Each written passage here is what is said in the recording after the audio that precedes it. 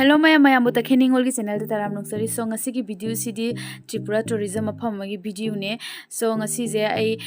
mayam da uchara ke kamai kamai chatpano kai do bano habdo so ai hi tonga chatoini aduga hojik se kai haini mayam puna chatminare aduga chatlaga si mafam da hi tonga chatoini mafam sida island mari manga muk suyebako ado yam khwaidi chawba nungai ba enjoying to bam phama habi taragadi akhoi chatli mafam sine so yam phajaba hai tare Kupazama ising de wow nungai ma aduga sida leire akhoi ain him ma tong chapane ko adudige simam sida wow hai sine simam sida uriba mayam se island macha ne aduga ai khoina chatoriba island sina Coconut Island UB bagan ngakni UB ngaktam pale bako aduga yam su phajai mafam phajam mafam ne adu hoji akhoi yaure aduga hoji kummani hoji adu hoji khara slow da chatli aduga